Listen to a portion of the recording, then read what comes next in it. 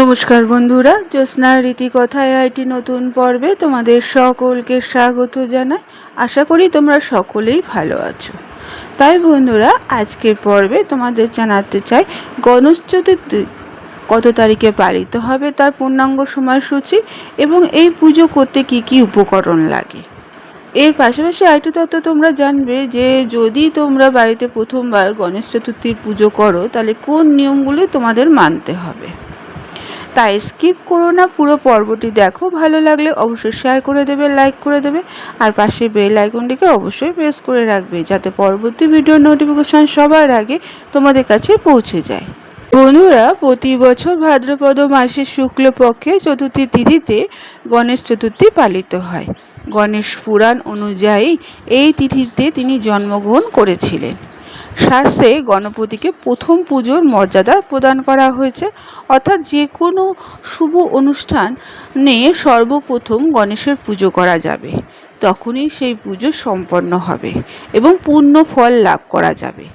গণেশ চতুর্থীর 10 দিন ব্যাপী উৎসব হয়। চতুর্থী তিথি থেকে শুরু করে চতুর্দশী তিথি পর্যন্ত এটি পালিত হয়। অন্তত চতুর্দশীর দিনে গণেশের বিসর্জন করা হয়। এই বছর গণেশ চতুর্থী কত তারিখে পালিত হবে তা নিয়ে বিভ্রান্ত রয়েছে। তাই এখন তোমরা গণেশ চতুর্থীর সময়সূচি সম্পর্কে জেনে নাও। পঞ্জিকা অনুযায়ী চতুর্থী তিথি শুরু হচ্ছে 26শে আগস্ট দুপুর 1:55 থেকে এবং সমাপ্ত হবে 27শে আগস্ট 3:45।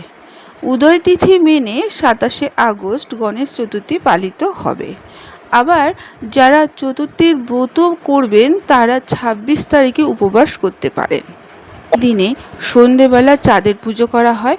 আবার 27শে আগস্ট গণেশের স্থাপনা করা যাবে।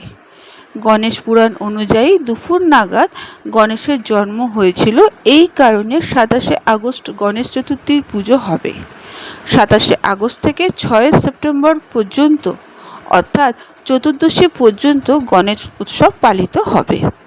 বৈদিক পঞ্জিকা অনুযায়ী 27শে আগস্ট সকাল 11:06 থেকে দুপুর 1:40 পর্যন্ত শুভক্ষণ থাকছে। জ্যোতিষ অনুযায়ী মধ্যকালে গণেশের পুজো সবচেয়ে শুভ, কারণ এই সময় গণেশের জন্ম হয়েছিল।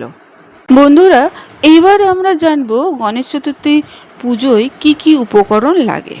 গণেশ পুজো সাধারণত গণেশের মূর্তি লাগবে, পুজোর থালা, কলস, প্রদীপ, ধূপকাঠি, মোমবাতি, ফুল, অবশ্যই দূর্বা লাগবে। পঞ্চামৃতর মধ্যে দুধ, দই, ঘি, মধু, চিনি, এই 5টা উপকরণ নিয়ে পঞ্চামৃত তৈরি করতে হবে। তারপর গঙ্গা জল, চন্দন, সিঁদুর, কুমকুম, হলুদ, অখণ্ড চাল, নারকেল, ফল, মিষ্টি, অবশ্যই মোদক আর লাড্ডু দিতে হবে। নতুন বস্ত্র এবং আরতি করার জন্য আরতির প্রদীপ এবং আরতি করার গান অবশ্যই তোমাদের গাইতে হবে। এছাড়া পুজোয় বসার জন্য আসন এবং ঠাকুরের মালা অবশ্যই লাগবে এবং গণেশ চতুর্থীর পুজোয় গণেশের প্রিয় ফুল অবশ্যই দিতে হবে। বন্ধুরা, এইবার আমরা জানব যারা প্রথমবার বাড়িতে গণেশ চতুর্থীর পুজো করবে তারা কোন নিয়ম মেনে চলবে। প্রথমেই বলি, গণেশ মূর্তির সুর বাঁ দিকে হওয়া উচিত। এই তিথিতে এমন মূর্তি বাড়িতে আনা শুভ। প্রথমবার বাড়িতে গণেশ চতুর্থীর পুজো করলে গণপতির বসে থাকা প্রতিমা আনবেন। এর ফলে পরিবারের সুখ সমৃদ্ধি বৃদ্ধি পাবে। এছাড়া এক হাতে আশীর্বাদের মুদ্রায় এবং অপর হাতে মোদক রয়েছে এমন গণেশের মূর্তি আনা উচিত।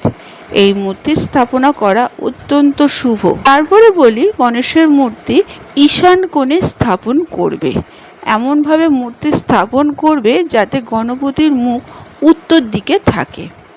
সর্বশেষ বলি, কাঠের চৌকি পরিষ্কার করে গঙ্গা জল দিয়ে শুদ্ধ করে নেবে। তারপর তাতে লাল কাপড় বিছিয়ে গণেশের মূর্তি স্থাপন করবে। তাই বন্ধুরা, যখন গণেশের মূর্তি স্থাপন করবে এই কটা বিধি তোমাদের অবশ্যই মানতে হবে। বন্ধুরা, আজকের পর্বটি এখানেই শেষ করলাম। এতক্ষণ আমার ভিডিওটি দেখার জন্য ও শোনার জন্য তোমাদের অসংখ্য ধন্যবাদ।